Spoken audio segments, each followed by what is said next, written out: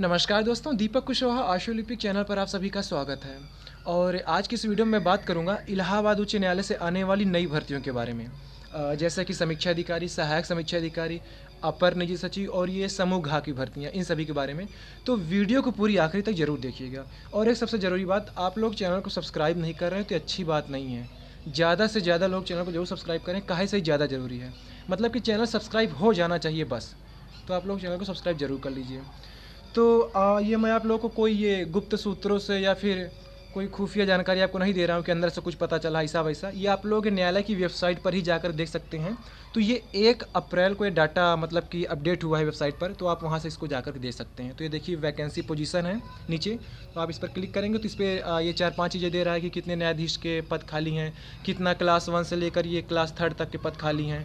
इसी तरीके आपका ये क्लास 4 की कितनी भर्तियां हैं, और ये अधीनस्थ न्यायालय की जो भर्तियां आती हैं, जैसे कि कनिष्ठ सहायक हो गया, अश्वलिपि का पद हो गया। तो उन सारी चीज़ों के बारे में यहाँ पे अपडेट आपको मिल जाएगी।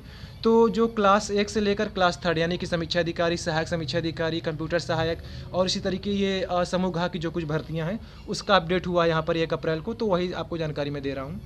तो ये जो कंप्यूटर असिस्टेंट का पद है, इसके बारे में यही है कि देखिए कुल 60 पद वहाँ सृजित हैं और 26 लोग अभी वर्तमान में वहाँ काम कर रहे हैं, ठीक है। और कुल 34 पद खाली है। तो कहने मतलब ये जो भर्ती आपकी आई हुई है ये इसी में जुड़ जाएगी। शायद कंप्यूटर सहायक की 20 पदों पर भर्ती शायद आई थी, तो जो भी है तो वो इसी में जुड़ जाएगा, ठीक है। ये चीज़ हो गया। फिर इसी तरीके आपका ये सहायक समीक्षा अधिकारी, कुल 468 पद सृजित हैं और 70 लोग अभी वर्तमान में वहाँ काम कर रहे हैं। जैसे कि एनटीए के वकील ने कहा था ना कि साहब बड़ी कमी है, मतलब कि यहाँ कर्मचारियों की जल्दी से आप नियुक्ति दीजिए।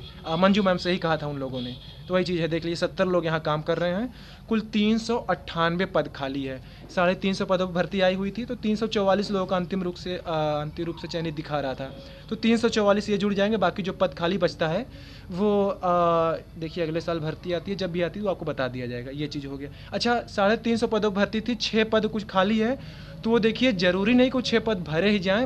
विज्ञापन में साफ साफ लिखा रहता है कि पदों की संख्या घटाई या फिर बढ़ाई जा सकती है, ठीक है ना। तो अगर मान लीजिए कोई नीचे कर रहा होगा तो उसकी पदोन्नति भी हो गई होगी, तो उससे कम हो गया होगा, या फिर जो भी सोचे होंगे 6 पद हटा दिए होंगे, जैसा भी होगा, ठीक है ना। तो वो एक अलग चीज़ है। अब उसके बारे में ज़्यादा सर फोड़ने ज़रूरत नहीं है।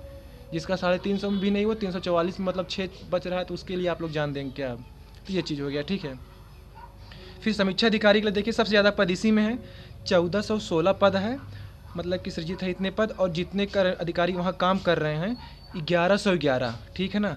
और 305 पद खाली है। तो ये लगभग ये 50 पदों पर भर्ती आई थी, तो वो जुड़ जाएगा। तो आपका ये 250 कुछ पद खाली रहेगा। तो अगली बार जब भर्ती आएगी तो अब चाहे देखिए इकट्ठा देते हैं, या फिर अभी जो ये सहायक समीक्षा अधिकारी इनकी पदोन्नति होगी तो वहाँ जाएंगे। तो लगभग 150 पदों पर तो भर्ती आनी ही चाहिए। जब भी आएगी तो आपको बता दिया जाएगा। फिर बाकी ये सेक्शन ऑफिसर, ये असिस्टेंट रजिस्ट्रार वगैरह, ये तो सीधी भर्ती से नहीं है, ठीक है ना। ये सब जब यही नीचे वाले जब आगे जाते हैं तो उससे हो गया। बाकी अपर निजी सचिव का देखिए हिंदी या फिर अंग्रेजी दोनों का है इसमें, ठीक है।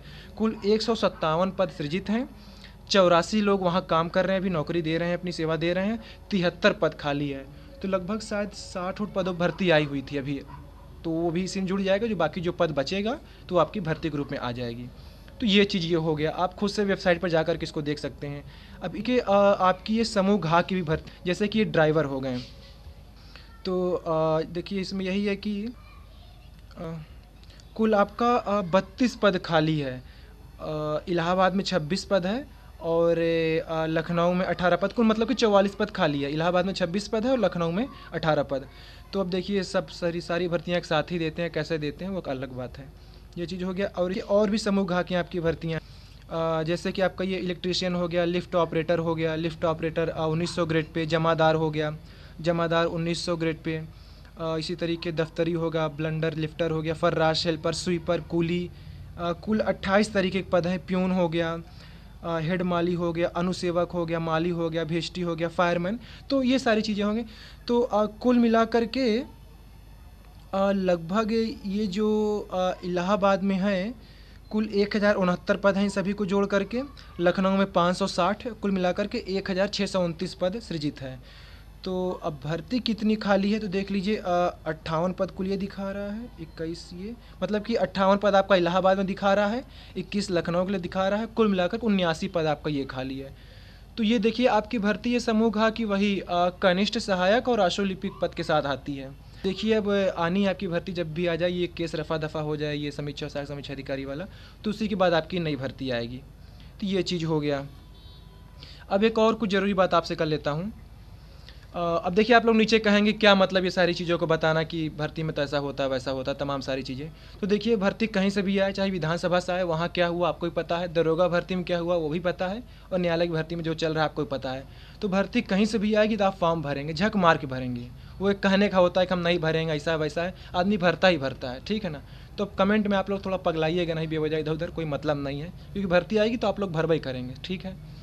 दूसरी बात ये कल सुबह जो एक वीडियो डाला था कि री एग्ज़ाम नहीं होगा, तो देखिए जब से वो वीडियो डली है तब से लोगों के सुर बदल गए हैं अब, ठीक है ना। अभी तक जो ये कल छाती पीट पीट के चिल्ला रहे थे कि हाँ री एग्ज़ाम ही होगा, फैसला हमारे हक में आएगा, हम जीत रहे हैं, फलाने हैं, ढिमाका है, तो कहने मतलब कि जब से कल आप लोगों को मैं बताया हूँ कि अपने अपने वकीलों से पूछिए कि जो आपके वकील री एग्ज़ाम वाले थे या जो री एग्ज़ाम पर बहस कर रहा था, एक बार आप लोग पता करिए कि साहब आप लोग री एग्ज़ाम वाले थे तो क्या बहस करने जा रहे थे वहाँ, किस दिन आप लोगों ने बहस की और क्या बहस की है, क्या पता चला, कुछ बताइए। क्योंकि जब मैं कल पहली बार गया हूँ तो आपको कल की वीडियो में बता दिया हूँ, ऐसा कुछ भी वहाँ नहीं चल रहा था, केवल खरे सर केवल 2 महीने से बहस किए हुए हैं, वही नाक में दम करके रखे हैं एनटीए के। रही बात जब मंजू मैम की बेंच में था ये, तो भी खरे सर ने ही स्टे लगवाया था, सबको पता है। अब बाकी आप लोग अपने अपने वकीलों से ज़रूर पूछिए या फिर उन लोगों से पूछिए जो आए दिन हर दिन जो गला फाड़ फाड़ के चिल्ला रहे थे, चाहे वो यूट्यूब हो गया या टेलीग्राम हो गया, फेसबुक हो गया, व्हाट्सएप हो गया, कहीं भी पोस्ट पे, कमेंट पे, मैसेज पे, चैनल पे, कहीं भी हर जगह चिल्ला रहे थे कि री एग्ज़ाम री एग्ज़ाम री एग्ज़ाम होगा। री एग्ज़ाम हो जाए बहुत अच्छी बात है, हर कोई चाह रहा है कि हो जाए, पर ये बताए कौन सा वकील वहाँ जाकर री एग्ज़ाम के लिए बहस किया है। देखिए कुछ भी होता है तो अगले दिन या कुछ पल बाद अपडेट हो जाती है, वेबसाइट पर आकर लोग भौंकने लगते हैं कि हाँ हमारे जानकार के ने ये बताया, हमारे गुप्त सूत्रों ने ये बताया, हमें अंदर से जानकारी मिल रही है, हमारे लोग अंदर हैं, वहाँ से हमें जानकारी दे रही है कि वहाँ ये चल रहा है, फैसला हमारे हक में है, री एग्ज़ाम हो के रहेगा चाहे जो हो जाए। तो अगर ये था, ऐसा था कुछ, तो आज तक बताइए कोई वकील वहाँ री एग्ज़ाम की बहस किया हो तो क्या वो बात बाहर नहीं आएगी।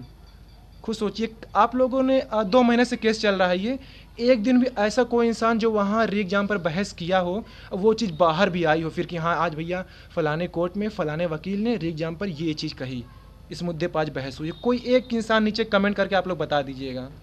ये मैं अभी तक मुझे भी लग रहा था कि री एग्ज़ाम शायद हो सकता है, लेकिन जब मैं कल वहाँ गया, वहाँ मैं देख रहा हूँ सारे वकील बैठे हैं, एनटीए वाले 7-8 लोग हैं, मुझे सबका नाम नहीं पता है, पहली बार ही गया था तो उतना नहीं पता है कुछ ज़्यादा कि कौन कौन थे वहाँ।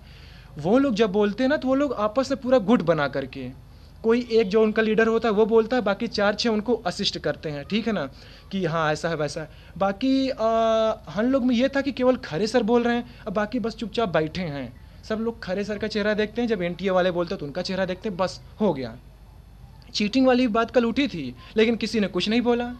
तो आप लोग पूछिएगा अपने अपने लोगों से, और उन लड़कों को से खास कर पूछिए जो आए दिन नरिया रहते हैं हर जगह कि नहीं री एग्ज़ाम होगा, री एग्ज़ाम होगा। पकड़ के कॉलर पूछो कि री एग्ज़ाम होगा तो कहाँ करा रहे थे री एग्ज़ाम, री एग्ज़ाम करा रहे थे, कहीं कुछ बात निकल के आई री एग्ज़ाम की हाँ आज होगा। तो यही सारी चीज़ें हैं, आप लोग को बस बेवकूफ़ बनाया गया और कुछ भी नहीं था। तो अब देखिए जो इंसान अंदर नहीं जा रहा है, ठीक है ना, जो आदमी जा रहा है वही आपको सच्चाई बता सकता है कि ऐसा है वैसा है, या तो आप लोग खुद जाइए जो भी आपको वीडियो के जरिए बता रहे थे, या फिर किसी भी टेलीग्राम पर, किसी भी व्हाट्सएप ग्रुप पर, कहीं भी आपको लोग बता रहे थे कि हाँ ऐसा चल रहा है वहाँ, जब तक आप खुद नहीं जाएंगे बाकी आपको, मुझे भी यही होता था, लोग बता देते थे कि ऐसा चल रहा है वैसा चल रहा है, तो हम भी बस सुनते ही आते। हमने कहा कि चलो यार आज देख लेते हैं, हम भी जाए मुँह उठा के देखें क्या हो रहा है आखिर 2 महीने से। जब कल गए तो पूरी कहानी समझ में आई, ऐसा है वैसा है, कोई कुछ नहीं बोल रहा था सिवाय खरे सर के, बस वही एक ऐसे मतलब कि ये कह सकते हैं कि हाँ वही एक अकेला शेर है जो 2 महीने से खड़ा है वहाँ पर, एनटीए की नाक में दम करके रखा हुआ है, ये चीज़ है। बाकी फैसला देखिए क्या आएगा किसी को कुछ भी नहीं पता है। कल जो सुबह वाली वीडियो आई थी उसके बाद से सभी के सुर बदल चुके होंगे, क्योंकि कल से बहुत लोग पूछ रहे हैं कि कौन है री एग्ज़ाम के लिए जो कह रहा था, ज़रा उससे बात कराओ। तो वही चीज़ कह रहा हूँ, आप लोग पूछिए अपने लोगों से कि री एग्ज़ाम के लिए आप गए हुए थे तो काहे नहीं हुआ री एग्ज़ाम, आप लोगों ने क्या बहस की। अभी कल ही पता चला है कि री एग्ज़ाम की शायद जितनी भी रिट थी जो भी था 2-3 दिन पहले सब खारिज हो चुका है। ये मुझे भी कल ही परसों पता चला, बिल्कुल कंफर्म नहीं पता, लेकिन जिन लोगों से पता चला है बताएं खारिज हो चुका है। अब आप बताइए, अभी भी कुछ लोग कह रहे हैं नहीं री एग्ज़ाम होगा। तो अब अजीब चीज़ है, वो पता नहीं कहाँ से करा ले रहे हैं, भगवान ही जाने। चाहते सब कोई है कि एग्ज़ाम हो जाए, लेकिन अपना वकील तो जाकर वहाँ बहस करे, वो तो कुछ अपनी बात रखे एग्ज़ाम के लिए। खरे सर के अलावा कोई आज तक मैं सुना ही नहीं कोई बहस किया है। शायद जब मंजू मैम की बेंच में जब वो चल रहा था केस, तब उन्हीं में शायद एक दो वकील लोग और आए थे बहस के लिए, बाकी उसके बाद से कभी कोई दिखा ही नहीं सिवाय खरे सर के। अब आप लोग कहेंगे कि खरे सर की हम तारीफ़ करें, तो वाकई में वो आदमी तारीफ़ के काबिल ही है। मैं कल पहली बार देखा हूँ, वाकई में देख के दंग रह गया कि हाँ ऐसे भी कोई है। अभी तक सुनते आया था खरे सर के बारे में, लेकिन कल जब मैं वहाँ देखा हूँ तब लगा कि हाँ वाकई में है ये कुछ, ये सारी चीज़ें हैं। तो यही सारी चीज़ें हैं। और बाकी अब तो देखिए कुछ रहा नहीं गया कि हाँ री एग्ज़ाम हो गया, री टाइपिंग हो गया, क्या होगा वो फैसला आने दीजिए तभी पता चलेगा। अब बेवजह पगलाने की कोई ज़रूरत नहीं है, सीधी सी बात है।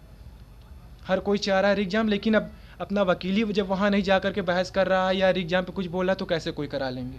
बस चुपचाप सब जाकर वहाँ बैठे रहते हैं। ठीक है, तो अब आज की इस वीडियो में बस इतना ही था। पूरा वीडियो देखने के लिए धन्यवाद। जय बजरंग बली।